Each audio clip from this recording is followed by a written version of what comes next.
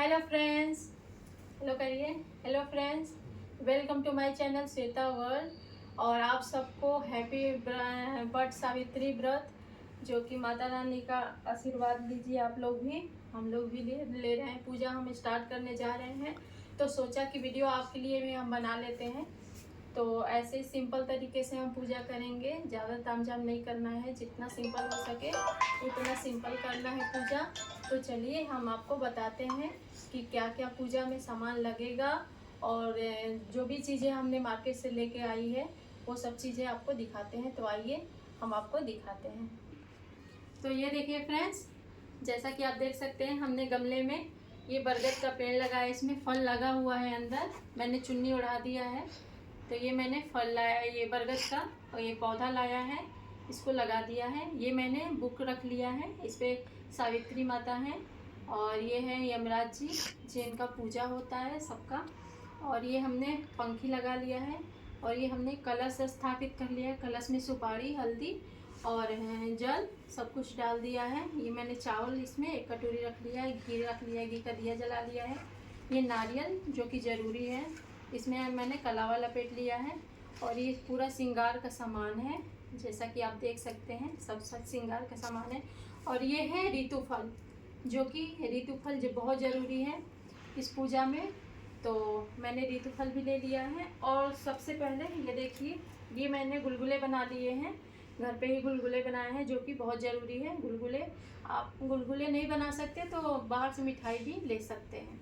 और ये मैंने रात को चने भिगो दिए थे, तो काले चने हैं, जैसा कि आप देख सकते हैं। आपको ये काले चने मैंने भिगो दिए थे। और ये है सिंदूर, और ये धूप, अगरबत्ती, हल्दी, अक्षत, और ये है जनेब। और ये सबसे ज़रूरी चीज़ जो कि सुहाग का है, ये अपना सिंधोरा। सिंधोरा को मतलब पूजा में रखना ही है, इसे माता से सुहाग लेते हैं हम लोग। और ये है, हमने गणेश और गौरी जी को स्थापित कर दिया है। और उसके बाद से अब हम पूजा स्टार्ट करने जा रहे हैं। तो चलिए। और ये है, इसको क्या बोलते हैं वो, इसमें ना चावल का घोल बना के, ऐपन बोलते हैं इसको, बना के सॉरी रख लिया है।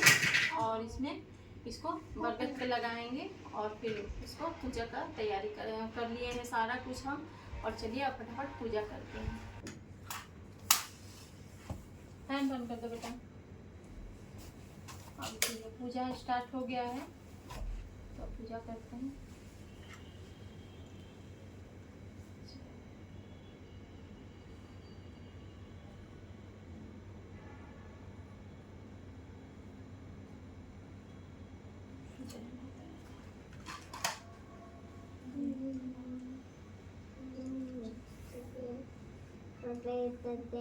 ये हमने गौरी गणेश बना लिया है। सबसे पहले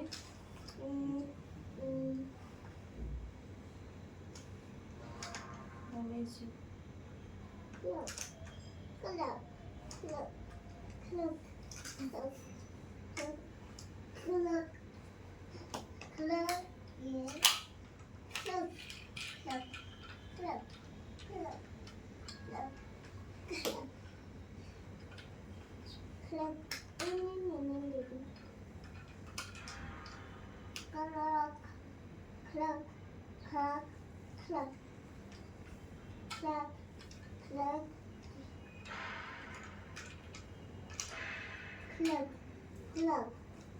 ये बीच में चढ़ा दिया।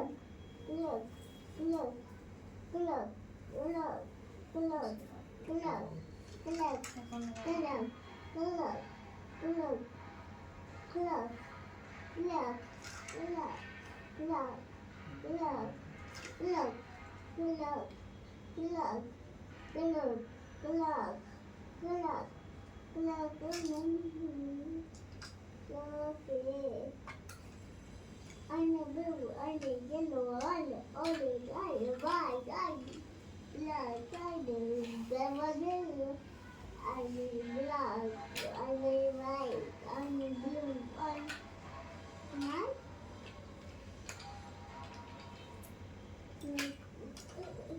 eine color, color, color, color, color. Club. Club. Club. Club. Club. Club. Club. Club. Club. Club. Club. Club. Club. Yeah.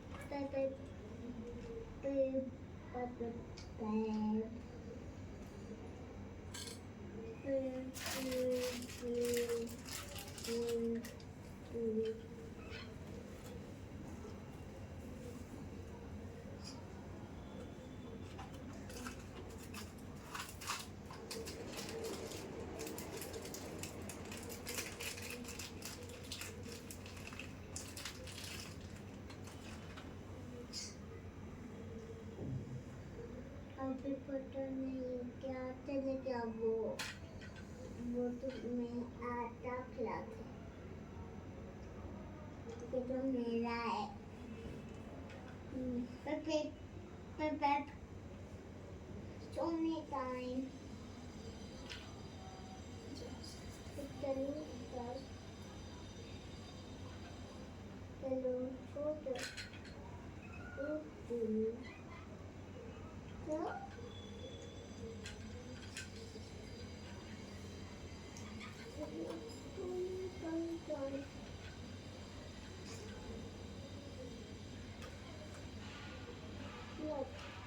और इसमें से एक पत्ता निकाल दीजिए। इस पत्ते को निकाल के गहना बना के पहनते हैं, तो हम क्या करेंगे, इसको अपने बाल में लगा लेंगे। पत्ता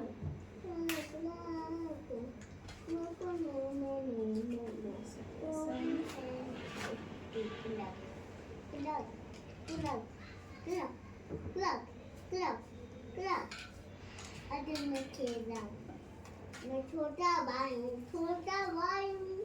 मैं छोटा भाई अब लाइट टूट गया अच्छा टूट गया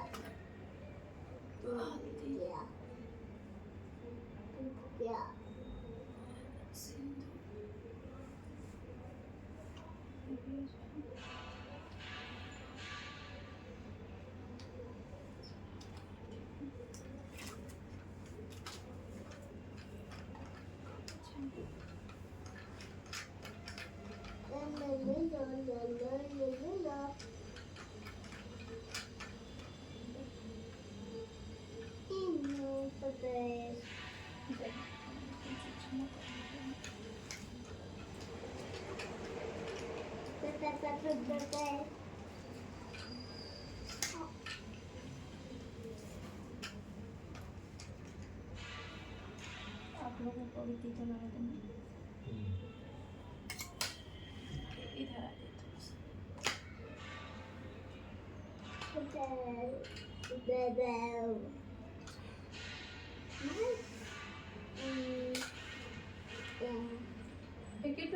जाइए और टीका लगा दो। आजा, देखो भैया लगवा लिए, आजा जल्दी आओ, जल्दी जल्दी जल्दी फटाफट आ मेरा बच्चा।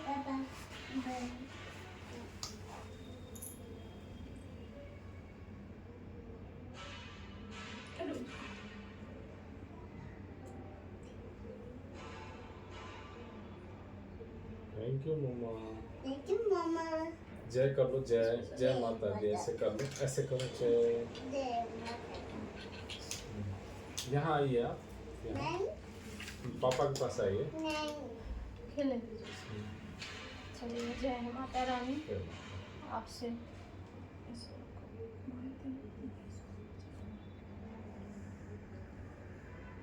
भूल चूक क्षमा करें है माता, जो भी गलती हो उसे माफ करें।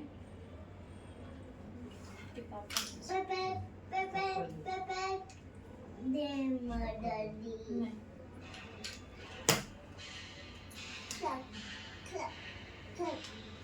जब किताब पढ़ते हैं कहानी माता रानी का, तो इसको क्या करते हैं कि चने हाथ में ले लेते हैं, तब कहानी सुनते हैं। और ये पूजा पति का ही है, तो इसलिए मैंने अपने पति को ही पूजा में पूरा शामिल कर लिया है। इनको ही पंडित भी बना लिया है। तो बुक किताब भी यही, कहानी भी यही सुनाएंगे आप लोगों को भी। तो आप लोग अच्छे से सुनिएगा और अपना आशीर्वाद प्यार बनाए रखिएगा। तो चलिए शुरू करते हैं। वट सावित्री व्रत कथा। देवी यानी पार्वती जी ने कहा, हे देवताओं के भी देवता, जगत के पति शंकर भगवान, प्रभास क्षेत्र में स्थित ब्रह्मा जी की प्रिया जो सावित्री देवी हैं, उनका चरित्र आप मुझसे कहिए, जिसमें उनके व्रत का महात्म्य हो और उनके संबंध का इतिहास हो, एवं जो स्त्रियों के पति व्रत को देने वाला, सौभाग्यदायक और महान उदय का करने वाला हो। तब शंकर भगवान ने कहा, हे महादेवी, प्रभास क्षेत्र में स्थित सावित्री के असाधारण चरित्र को मैं तुमसे कहता हूँ। हे परमेश्वरी, सावित्री स्थल नामक स्थान में राजकन्या सावित्री ने जिस प्रकार से उत्तम वट सावित्री व्रत का पालन किया, मद्र यानी कि मद्रास देश में एक धर्मात्मा, सभी प्राणियों के हित में तत्पर रहने वाला, राजधानी तथा राज्य में रहने वाला, प्रजाओं का प्रिय अश्वपति नामक राजा था, जो कि क्षमाशील, संतान रहित, सत्यवादी और इंद्रियों को बस में रखने वाला था। एक समय वो राजा प्रभास क्षेत्र की यात्रा के निमित्त वहां पर आया और विधि पूर्वक यात्रा करते हुए सावित्री के स्थान को पहुंचा। वहां पर राजा ने अपनी रानी के साथ इस व्रत को किया, जो सावित्री के नाम से, सावित्री व्रत से प्रसिद्ध सभी प्रकार की कामनाओं को पूर्ण करने वाला है। भूर्भुवः स्वः, भूर्भुवः स्वर लोक, इस मंत्र की साक्षात मूर्ति बनकर स्थित श्री ब्रह्मा जी की प्रिया सावित्री देवी उस राजा पर प्रसन्न हुई। कमंडलू को धारण करने वाली वह सावित्री देवी दर्शन देने के बाद पुनः अदृश्य हो गई और बहुत दिनों के बाद उसी राजा के यहाँ देवी के समान रूप वाली कन्या के रूप में उत्पन्न हुई। सावित्री की प्रसन्नता से प्राप्त तथा सावित्री की पूजा करने के बाद उत्पन्न हुई, अतः राजा ने ब्राह्मणों की आज्ञा से अपनी उस कन्या का नाम भी सावित्री रखा। वह राजकन्या सावित्री साक्षात शरीर धारण की हुई लक्ष्मी के समान शोभित होती हुई बढ़ने लगी और धीरे धीरे सुकुमार अंगों वाली वह यौवनावस्था को प्राप्त हुई, जिसके मध्य भाग सुंदर और नितंब भाग विस्तृत थे और सुवर्ण की प्रतिमा के समान दिखाई पड़ती थी। लोग उसे देखकर यही समझते थे कि यह कोई देव कन्या है। कमल के समान विशाल नेत्रों वाली एवं तेज से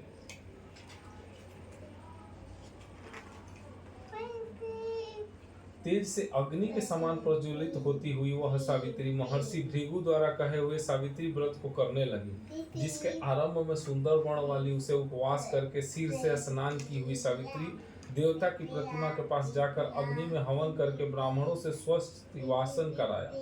उन ब्राह्मणों से अवशिष्ट पुष्पांजलि ग्रहण करके सखियों से घिरी हुई लक्ष्मी देवी के समान सुंदर रूप से सुशोभित हुई वरारोहा व राजकन्या समीप में जाकर पिता के चरणों में प्रणाम कर प्राप्त पुष्पांजलि को निवेदित कर हाथ जोड़कर राजा के पार्श्व में स्थित हुई। युवा अवस्था को प्राप्त हुई देखकर राजा ने उसके विषय में मंत्रियों से सलाह लेकर राजकन्या से कहने लगा, हे पुत्री, तुम्हें योग वर को देने का समय आ गया है। मुझसे कोई तुम्हारे तेज से घर्षित होकर तुम्हें मांगने के लिए भी नहीं आता और मैं भी विचार करने पर तुम्हारी आत्मा के अनुरूप वर को नहीं ढूंढ पा रहा हूँ। अतः हे पुत्री, देवताओं के निकट में जिस तरह निंदनीय न हो वैसा तुम करो। मैंने धर्म शास्त्रों में पढ़ा है और सुना भी है, यदि पिता के गृह में रहती हुई विवाह के पहले ही जो कन्या रजो धर्म से युक्त हो जाती है वह शूद्रा के समान समझी जाती है तथा उसके पिता को ब्रह्म हत्या के समान पाप लगता है। इसलिए हे पुत्री, मैं तुमको भेज रहा हूँ कि तुम स्वयं ही अपने योग्य वर ढूंढ लो। वृद्ध मंत्रियों के साथ शीघ्र जाओ और मेरी बात को मानो, उसके बाद जैसा कहते हैं वैसा ही होगा। ऐसा सुनकर सावित्री घर से निकलकर राजर्षियों के गांव में तपोवनों की ओर चल पड़ी और वहां पहुंचकर माननीय वृद्धजनों को प्रणाम कर सभी तीर्थों और आश्रमों में जाकर पुनः मंत्रियों के साथ सावित्री अपने गृह पर आ गई और वहां पर पिताजी के समक्ष पवित्र देवर्षि नारद को बैठे हुए देखा। आसन पर बैठे हुए नारद जी को प्रणाम कर मुस्कुराते हुए जिस कार्य के लिए वो वन में गई थी सारी कथाएं उनसे कहने लगी। सावित्री बोली, हे देवर्षि नारद जी, शल्य देश में धर्मात्मा ध्रुम सेन नाम से विख्यात एक क्षत्रिय राजा है जो दैववश अंधे हो गए हैं। उस समय उनका छोटा सा बालक और उसकी माँ थी। ऐसे समय में अवसर पाकर उनका राज्य पूर्व वैरी रुकिम नामक एवं सामंत राजा ने उनसे छीन लिया। अतः वह आर्य धूमत सेन छोटे बच्चे को साथ लिए अपनी स्त्री के साथ जंगल की ओर चल दिए।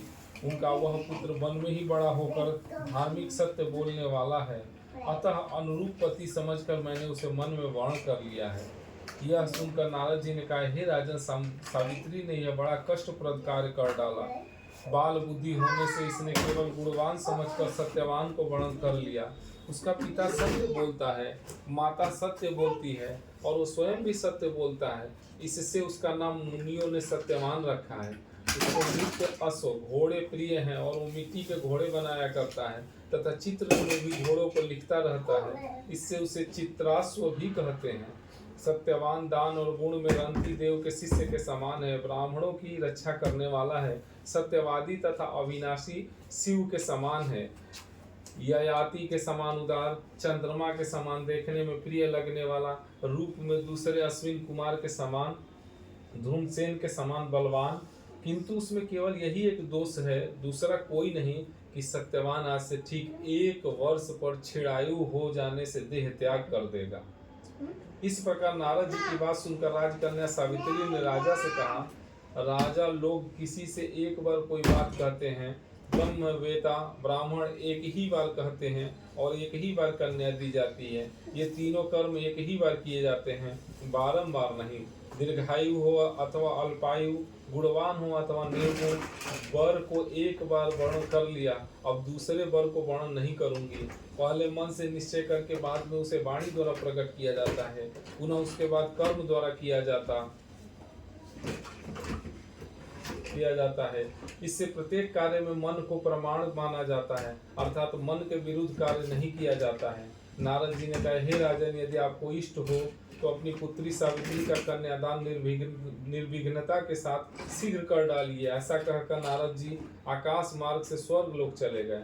उसके बाद राजा ने भी शुभ मुहूर्त के समीपवर्ती वेदों के पारगामी ब्राह्मणों के द्वारा पुत्री सावित्री का विवाह संबंधी सभी कार्य संपन्न किया और तन्वक सावित्री भी मनोभिलषित उस सत्यवान पति को पाकर ऐसे प्रसन्न हुई जैसे कोई पुण्यवान पुरुष स्वर्ग को पाकर प्रसन्न होता है। पुनः शिव जी पार्वती जी से कहते हैं, हे पार्वती, इस प्रकार उस आश्रम में उस समय रहते हुए उस सावित्री और सत्यवान के कुछ समय व्यतीत हुए। उस समय केवल एक भार्या सावित्री ही ऐसी थी जिसके चित्त में रात दिन जो नारद जी कही हुई बात थी उसकी याद बनी रहती थी। उसके बाद बहुत दिन बीत जाने पर वह स्वयं मरण काल आ गया जिसमें सत्यवान को मरना था। अतः सावित्री नारद की कही हुई मरण की तिथि को हृदय में गिनती हुई ज्येष्ठ मास के शुक्ल पक्ष की 12वीं तिथि को सायं काल में आज के चौथे दिन मेरे पति को मरना चाहिए, यह सोचकर 3 रात्रि तक निराहार व्रत रहने का उद्देश्य रखकर रात दिन आश्रम में स्थिर रूप से रहने लगी। इसके बाद 3 रात्रि बीत जाने पर प्रातः काल मरण तिथि वाले दिन स्नान कर देवताओं का तर्पण करने के बाद चारुहासिनी सावित्री ने सास ससुर का पाद वंदन किया। इसके बाद जब कुल्हाड़ी लेकर सत्यवान जंगल की ओर चला तब जाते हुए अपनी पति के पीछे पीछे सावित्री भी चली। वन में पहुंचकर सत्यवान जल्दी से फल पुष्प समिध और कुशा तथा सूखी लकड़ियों को इकट्ठा कर ले जाने योग्य भार बनाने लगा। लकड़ियों को काटते काटते उसके सिर में पीड़ा होने लगी, जिससे उस कार्य को छोड़कर वट वृक्ष की एक शाखा का सहारा लेकर सावित्री से कहने लगा, हे सुंदरी, सिर की वेदना मुझे दुख दे रही है, अतः मैं तुम्हारी गोद में क्षण भर सोना चाहती हूँ। सावित्री ने दुखित होकर कहा, हे महाबाहो, आप विश्राम करें, पीछे हम श्रम को दूर करने वाले आश्रम को चलेंगे। जैसे ही पृथ्वी पर बैठी सावित्री ने सत्यवान के सिर को अपनी गोद में रखा, वैसे ही उसने कुशरा मिश्रित पिंगल वर्ण वाले किरीटधारी पीत वस्त्र पहने हुए साक्षात सूर्य के समान उदित हुए पुरुष को देखा। उसे देखकर सावित्री प्रणाम कर मधुर वचनों में उससे कहने लगी, आप देवताओं अथवा दैत्यों में से कौन है जो मुझे धर्मच्युत करने के लिए आए हैं? मुझे अपने धर्म से च्युत करने के लिए कोई समर्थ नहीं है, क्योंकि हे पुरुष श्रेष्ठ, मुझे धधकती आग की लपट के समान ही समझिए। यमराज ने कहा, मैं सब प्राणियों के लिए भयंकर और कर्मानुसार उनका उचित दंड देने वाला यम हूँ। सो हे पतिव्रता सावित्री, समीप में पड़े हुए तुम्हारे इस पति की आयु समाप्त हो गई है। इसे यमदूत पकड़कर नहीं ले जा सकेंगे, इसलिए मैं स्वयं आया हूँ। ऐसा कहकर फांस को लिए हुए यमराज ने सत्यव्रत सत्यवान के शरीर से अंगुश मात्र शरीर वाले पुरुष जीवात्मा को बलपूर्वक निकाल लिया। इसके बाद पितृगण से सेवित यमपुरी के मार्ग की ओर चलना शुरू किया, तो वरारोहा सावित्री भी उनके पीछे पीछे चली। यम ने पतिव्रता होने के नाते चलने में न थकती हुई उससे कहा, हे सावित्री, एक मुहूर्त हुआ तुम यहाँ तक मेरे साथ आ गई, अब लौट जाओ। हे विशाल नेत्रों वाली, कोई भी जीव बिना आयु समाप्त हुए इस यमपुरी के मार्ग पर नहीं आ सकता। सावित्री ने कहा, आपके जैसे विशिष्ट पुरुष के साथ पति का अनुगमन करती हुई मुझे कभी भी शर्म या गलानी नहीं हो सकती। सज्जनों की गति सहारा एकमात्र सज्जन ही है, दूसरा नहीं। इसी प्रकार स्त्रियों की गति उनका पति, वर्णाश्रमों की गति वेद और शिष्यों की गति गुरु है। इस पृथ्वी तल में सब प्राणियों के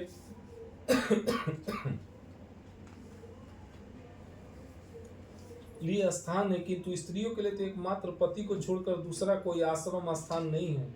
इस प्रकार से धर्म तथा अर्थ से भरे हुए सुंदर मधु एवं वन वाक्य एवं अन्य वाक्यों से भी सूर्य पुत्र यमराज ने प्रसन्न होकर सावित्री से यह बात कही। यमराज ने कहा, हे भागिनी, मैं तुमसे प्रसन्न हूँ, तुम्हारा कल्याण हो, तुम मुझसे वर मांगो। उस सावित्री ने भी विनय से सिर झुकाकर अपने लिए राज्य पाने का वर मांगा और अपने महात्मा ससुर के लिए देखने की शक्ति के साथ साथ पुनः राज्य प्राप्ति एवं अपने पिता के लिए 100 पुत्रों की तथा अपने लिए भी 100 पुत्रों की प्राप्ति के लिए वर मांगा तथा पति के लिए पुनर्जीवन दान एवं निरंतर धर्म की सिद्धि प्राप्त करने वाला वरदान मांगा। इस प्रकार वर मांगने पर धर्मराज यमराज ने भी अभीष्ट वर प्रदान कर वापस किया। उसके बाद सावित्री पति का जीवन दान प्राप्त कर प्रसन्नचित्त होती हुई अपने पति के साथ शांति से अपने आश्रम को चली गई। उसी सावित्री ने ज्येष्ठ की पूर्णिमा के दिन इस सावित्री व्रत को किया था, जिसके प्रभाव से राजा ससुर को पुनः नेत्र की प्राप्ति हुई, जिसके बाद उन्हें निष्कंटक अपने देश तथा राज्य की प्राप्ति हुई और सावित्री के पिता को 100 पुत्र तथा सावित्री को भी पुत्र प्राप्त हुए। इस प्रकार से सावित्री व्रत के संपूर्ण महात्म्य को मैंने तुमसे कह दिया। देवी पार्वती ने कहा, हे देव, सावित्री के द्वारा किया हुआ वो महान व्रत किस प्रकार का है और ज्येष्ठ मास में उसका विधान कैसे किया जाता है? हे विभो, उस व्रत के देवता कौन है, क्या फल है? सो हे महेश, इस सनातन धर्म को विस्तार पूर्वक आप मुझसे कहे।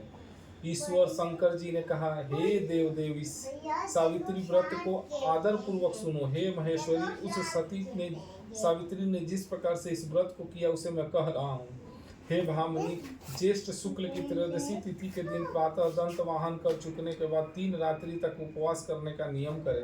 यदि व्रती आसक्त उपवास करने में असमर्थ हो तो जितेंद्रिय होकर त्रयोदशी की रात्रि में उपवास कर और चतुर्दशी के दिन बिना मांगे प्राप्त हुए अन्न को ग्रहण करे तथा पूर्णिमा के दिन उपवास करे। हे सुश्रोणी, प्रतिदिन तालाब, महानदी या झरने अथवा पांडुकूप में स्नान करने से सर्व स्नान का फल प्राप्त करे। हे यशस्विनी, विशेष करके पूर्णिमा में सरसों और मृतिका मिश्रित जल से स्नान करना चाहिए।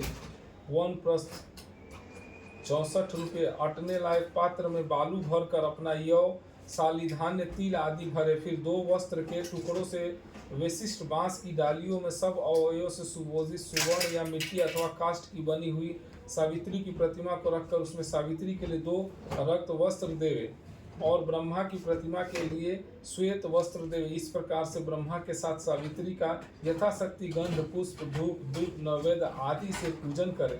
पूर्ण तैयार हुई तरोई, कोहड़ी, नारियल, खजूर, केत, अनार, जामुन, जम्बानी, नींबू, नारंगी, अखरोट, कटहल, जीरा, काली मिर्च के टुकड़े, गुड़, सेधा, नमक एवं अंकुरित सप्त धान्य को बांस की बनी हुई डलिया में रखकर रेशमी वस्त्र से विशिष्ट कर कुमकुम केसर के रंग से रंग देवे। इस प्रकार से ब्रह्मा जी की प्रिया सावित्री का स्थापना होती है।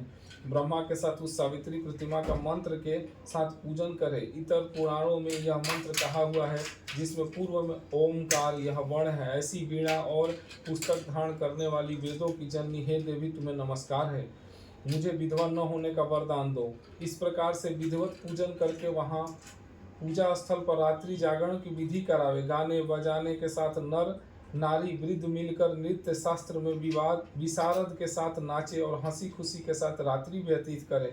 और सावित्री की कथा अच्छे ब्राह्मणों द्वारा गीता भाव तथा रस के साथ प्रभात होने तक कहलावे। इस प्रकार से सावित्री का ब्रह्मा के साथ विवाह विधि संपन्न कर 7 द्विज दंपतियों को श्वेत वस्त्र पहनाकर सभी सामग्रियों से युक्त गृह दान देना चाहिए और वेद के ज्ञाता ब्राह्मणों को सावित्री की प्रतिमा देवे। इसके बाद सावित्री कल्प यानी सावित्री विषय पूजा पद्धति जानने वाले, सावित्री कथा की वाचक, ज्योतिषी, उच्च वृत्ति वाले यानी खलिहान में बिखरे अन्न को बीन कर जीविका चलाने वाले, दरिद्र, अग्निहोत्र कर्म करने वाले ब्राह्मण को इस प्रकार विधि पूर्वक सावित्री प्रतिमा का दान दें। उसी पूर्णिमा की रात्रि में वट के नीचे 14 द्विज दंपतियों को निमंत्रित करें। उसके बाद प्रभात समय में उषा काल उपस्थित होने पर भक्ष्य यानी भोजन आदि सामग्री को सावित्री स्थल वट वृक्ष के नीचे के आवे। बुद्धिमान जन पवित्रता के साथ पाक बनाकर और उसको यत्न पूर्वक रक्षा करके गृहिणी युक्त निमंत्रित ब्राह्मणों को बुलाकर उस सावित्री के पूजन शैली में उसका पैर धोकर उन सबों को बैठावे। हे देवी, सावित्री के समक्ष उन द्विज दंपतियों को भोजन करावे। इस संसार में उन सबों को भोजन कराना मानो मुझे भोजन कराना हो जाता है, इसमें कोई संदेह नहीं है। जो दूसरी बार सावित्री के समक्ष द्विज दंपतियों को भोजन कराता है वो मानो केशव भगवान को भोजन कराता है, जिससे प्रसन्न होकर वर देने वाले भगवान विष्णु से अभीष्ट वर देते हैं। तीसरी बार भोजन कराने पर सावित्री के सहित ब्रह्मा जी का भोजन कराना हो जाता है। सावित्री के समक्ष एक बार भोजन कराना कोटि बार भोजन कराने के समान समझा जाता है। हे महादेवी, सावित्री के पूजन स्थल वट के नीचे 18 प्रकार के सठरस भोजन बनाकर देवी सावित्री के समक्ष द्विज दंपतियों को खिलाने से उनके कुल में कोई स्त्री न विधवा, न बंध्या और न अभागिनी, न कन्या मात्र को पैदा करने वाली तथा न अपने पति को अप्रिय लगने वाली ही होती है। और असत्य आदि नारियों के प्रसिद्ध दोष कभी उसके कुल की स्त्रियों में नहीं होता है। इसके लिए हे देवी, विशेष यत्न के साथ सावित्री देवी के आगे कड़वा तीता रस से रहित ही भोजन देना चाहिए। उस समय स्त्रियों को अम्ल, खट्टा और क्षार पदार्थ युक्त भोजन कभी नहीं कराना चाहिए, बल्कि 5 प्रकार के मधुर, हृदय को प्रिय लगने वाला तथा सुंदर रीति से पकाए हुए अन्न का ही भोजन कराना चाहिए। घृत से पूर्ण और अधिक दूध में पड़े हुए पुए बनाए। दूसरे पुए ऐसे बनाए जो वर्ती सेवई के रूप में शोक भरने से अशोक वर्तिका नाम से प्रसिद्ध है। तीसरे पुए खजूर के बने हुए होने चाहिए। चौथे गुड़ और घृत से युक्त सयाव के रूप में होने चाहिए। जो स्त्री इन सबों को दान करती है, स्वयं खाती है, वो पुरुषों के लिए आह्लादकारिणी एवं स्त्रियों के लिए अत्यंत प्यारी, धन धान्य तथा बहुत बड़े कुटुंब वाली होती है। पुओं के दान से उसके कुल में ज्वर, संताप और किसी प्रिय के वियोग का दुख नहीं होता। अशोक व्रती के दान से 21 पीढ़ी तक उसका कुल बहुओं, लड़कों, अनगिनत दास दासियों से भरा रहता है। और जो स्त्रियां पुड़ियों को देती है उनके कुल में बहुओं के साथ साथ लड़कियों भी पुत्रिणी होती है। शिखरिणी यानी शिखरण का दान करने वाली युवती को उक्त सभी फल प्राप्त होते हैं, इसमें कोई संदेह नहीं है। मोदकों यानी लड्डुओं के दान से उसका संपूर्ण कुल सर्व प्रकार से सिद्धियों से भरा पूरा रहता है, ऐसा पितामह ब्रह्मा जी का वचन है। हे देवी, 8 वर्ष की गौरी कन्याओं को भोजन कराने से यह विशिष्ट फल होता है। जन्म जन्म में सौभाग्यशाली पुत्रिणी पतिव्रता धन की वृद्धि से सुशोभित सहस्रों को भोजन कराने वाले होती हैं। मुख्य पान पीने योग्य पदार्थ जो हृदय को प्रिय लगने वाले और मधुर हो, जैसे द्राक्षा पान, अंगूर का शरबत, गुड़ से युक्त इमली का पान, खाड़ से बने हुए मीठे शरबत, इसके अतिरिक्त अन्य जो भी योग्य वर्ण सुगंधित पान हो उन्हें द्विज दंपतियों को देना चाहिए। विधि पूर्वक पूजन करके उन द्विज दंपतियों को वस्त्र आदि, धोती, साड़ी, कंचुकी आदि पहचान पहनाकर कुमकुम आदि सुगंधित वस्त्र का लेप शरीर में लगा करके फूल माला से अलंकृत कर गंध धूप से पूजन करके अंत में नारियल देना चाहिए।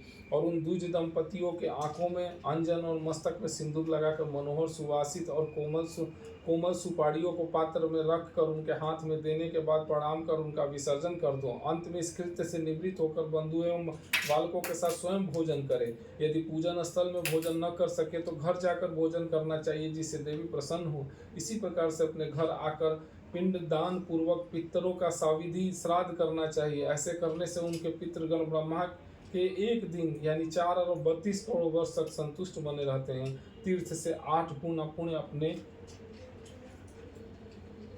घर में दान देने से होता है, क्योंकि दुई जातियों द्वारा किए हुए श्राद्ध को नीच जन नहीं देख पाते, अतः एकांत गृह में गुप्त रूप से पितरों का श्राद्ध करना उचित होता है। नीच के देखने मात्र से वो श्रद्धा हत निष्फल हो जाने से पितरों को नहीं प्राप्त हो पाता, इसलिए जहाँ तक हो सके प्रयत्न पूर्वक श्राद्ध को गुप्त रूप से करना चाहिए, क्योंकि पितरों को तृप्ति देने वाले ऐसे श्राद्ध को ब्रह्मा जी ने स्वयं बताया है।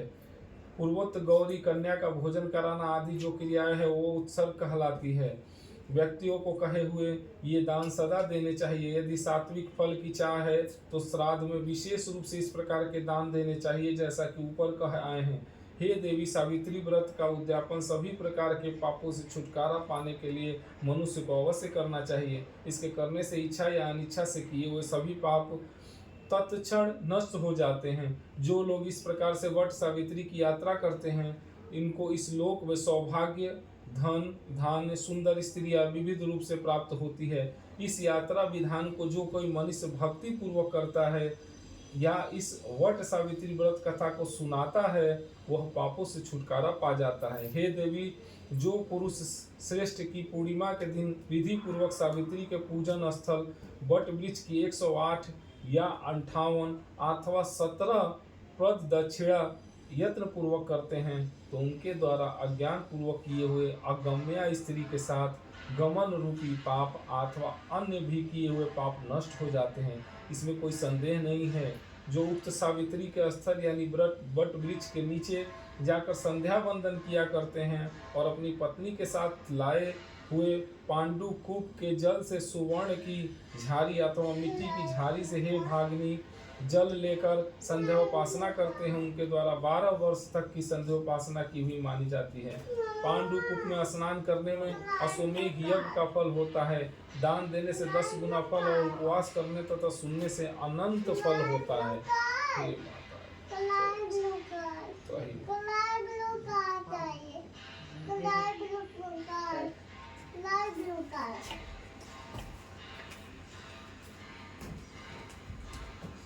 नहीं है भैया, भैया नहीं है, नहीं है भैया, इसे बस नहीं है,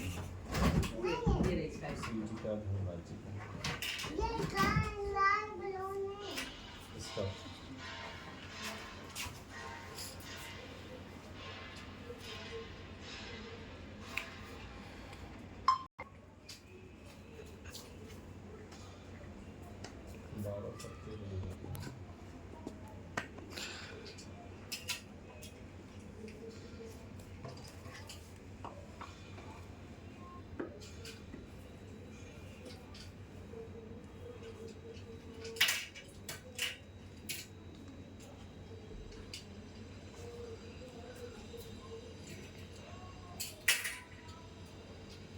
अब वो लपेट देते हैं ना, धागा लपेटेंगे। स्टार्ट। ये 5 मिनट।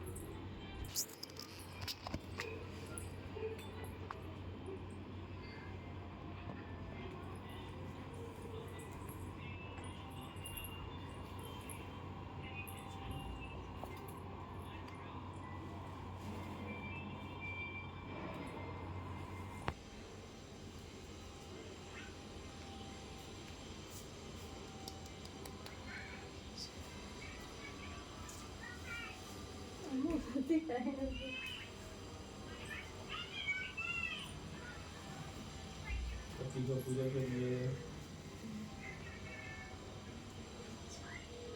बेटा वो दो कपूर।